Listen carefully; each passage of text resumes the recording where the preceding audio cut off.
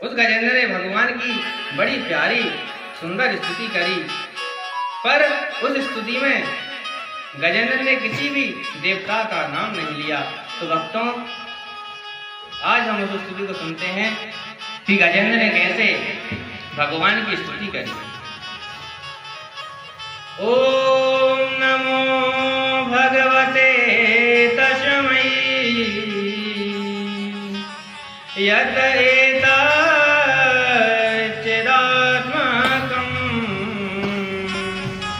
पुरुषाय दिवीजाय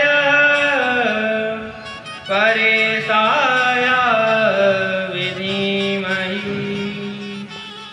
गजराज अपनी स्तुति में बड़ी अच्छी बात कहता है। जो इस जगत के मूल कारण हैं, जो सबके हृदय में विराजमान हैं, और जो इस जगत की उत्पत्ति, पालन और संहार के जो मूल हेतु हैं, ऐसे परम पुरुष भगवान को मैं प्रणाम करता हूँ।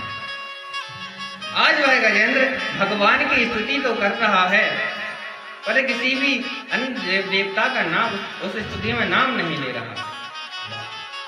फिर वह देवता सोचते हैं कि जब हमारा नाम ही नहीं ले रहा है, हमें पुकार ही नहीं रहा है, तो हम गजराज की रक्षा करने के लिए क्यों जाएं? पर मेरे प्रभु जब उस स्तुति को सुनते हैं तो वह विचार करते हैं कि जो स्तुति किसी की नहीं, वह स्तुति तो मेरी ही मानी जाएगी। और भगवान ने तुरंत गजेंद्र के ऊपर कृपा करने के लिए गरुड़ारूढ़ होकर भगवान दौड़ पड़ते हैं। और इधर वह हाथी पूरी तरह जल में डूबने ही वाला था, उसके शरीर का शेष कुछ हिस्सा ही बचा हुआ था।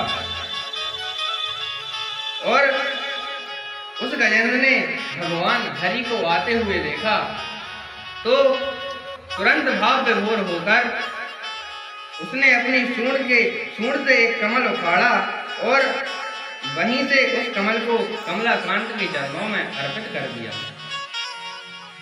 गज निरखी पहरान बसन की, गज निरखी पहरान बसन की, तो ललक लाग्यो मुख कमल विलोकनी, तो ललक लाग्यो मुख कमल विलोकनी, भूली गयो सुधि ग्रास ग्रसन की, भूली गयो सुधि ग्रास ग्रसन की, गज निरखी पहरान बसन की, गज निरखी पहरान बसन की।